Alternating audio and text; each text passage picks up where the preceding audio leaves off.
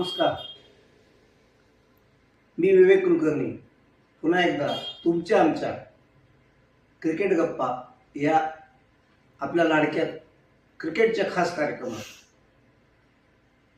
मंडळी, आज सामन्याचा 5वा दिवस होता. खरं तर शेवटच्या 1.25 दिवसात किंवा 110 षटकात 550हून अधिक धावाचं किंवा त्या आसपासच्या धावाचं लक्ष आजतागायत क्रिकेटच्या इतिहासात कुठल्याही संघाला पेललं नव्हतं.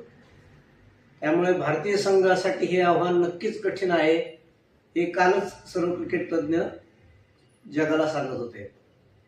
पण तरीही आपण भारतीय क्रिकेट प्रेमी, क्रिकेट वेडे आहोत. आपल्यासाठी क्रिकेट हा खेळ नसून धर्म हे मी नेहमीच म्हणतो. त्यामुळे असंख्य क्रिकेट वेळी चाहते आज काहीतरी चमत्कार होईल. किमान पक्षी भारतीय संघ लढत देऊन सामना अनिर्णित तरी ठेवेल या वेळ्या अपेक्षेने आज सकाळी सामना सुरू झाल्यानंतर ज्यांना शक्य होतं ते ज्यांना मैदानावर जाणं शक्य नव्हतं त्यांनी टीव्हीवर हा सामना बघायला सुरुवात केली. आणि अगदी काही क्षणातच भारतीय संघाने आपल्या चाहत्यांना निराश करायला सुरुवात केलं. एका पाठोपाठ एक विकेट पडत चालल्या आणि भारतीय संघ आज हरणार अधोरेखित झाल्यासारखं झालं होतं.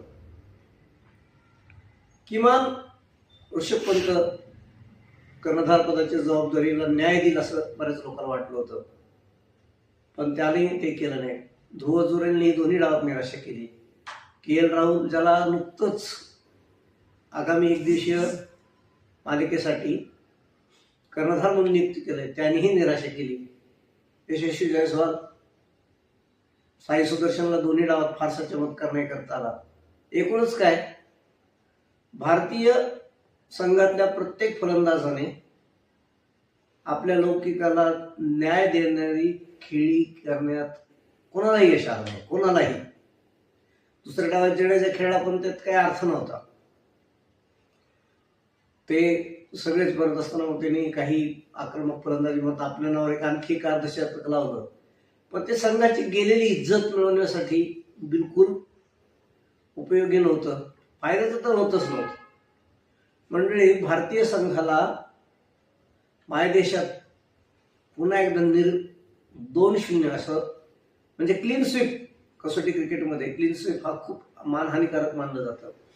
आणि नुकतंच न्यूझीलंडने भारताला रोहित शर्मा आणि विराट कोहली असताना 3-0 हरवलं होतं. आणि त्यानंतर दक्षिण आफ्रिकेने दाखवून दिलं की भारत